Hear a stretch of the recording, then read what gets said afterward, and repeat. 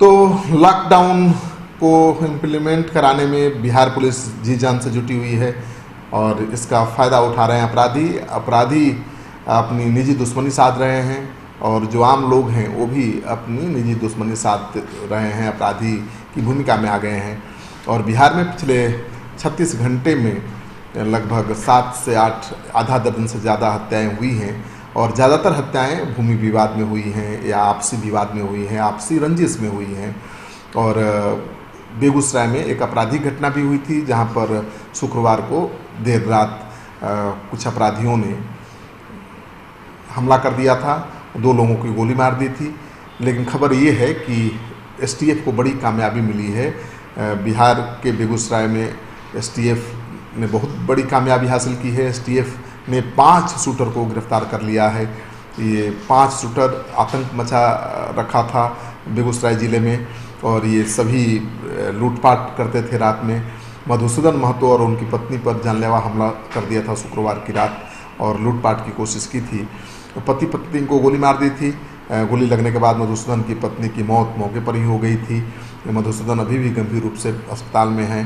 तो इस वारदात को लेकर दहशत का माहौल था और लोग सवाल कर रहे थे कि आखिर क्या हो गया है। लॉकडाउन का सख्ती से पालन कराने के चक्कर में कहीं पुलिस अपनी असली भूमिका तो नहीं भूल गई है। लेकिन एसटीएफ ने बहुत बड़ी कामयाबी हासिल कर ली है। एसटीएफ ने छापेमारी करके घटना के 12 घंटे के अंदर 5 शूटर को गिरफ्तार कर लिया है और सभी शूटर इस हमले में शामिल थे। ये सबसे बड़ी बात है। तो बाबा गिरोह के शूटर बताए जा रहे हैं। उनके गिरफ्तारी से लोगों ने राहत की सांस ली है, पुलिस पर उनका भरोसा बढ़ा है। तो पुलिस और अपराधियों के बीच इस कोरोना के संकट में भी लड़ाई चल रही है और तू डाल डाल तुम्हें पात पात वाली कहावत चरितार्थ हो रही है। और सबसे दुख की बात यह है कि कोरोना के इस संक्रमण के खतरे से पूरा देश जूझ रहा है।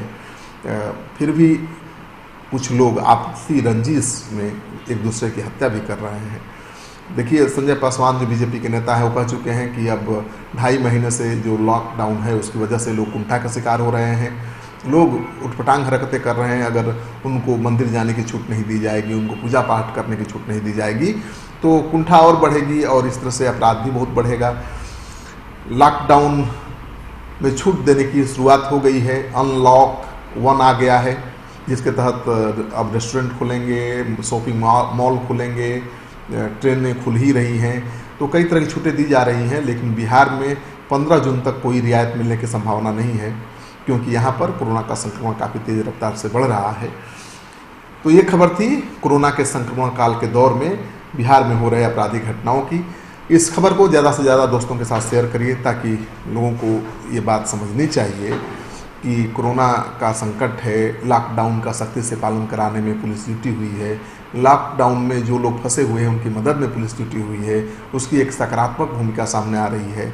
ऐसे में सभी की जिम्मेदारी बनती है कि अपराध नियंत्रण में भी पुलिस का सहयोग करें और अपराधियों के खिलाफ जो भी सूचना हो पुलिस को दें ताकि उनके खिलाफ समय से कार्रवाई हो सके। आपका सहयोग समर्थन लगातार मिल रहा है, इसे आगे बनाए रखिएगा। धन्यवाद।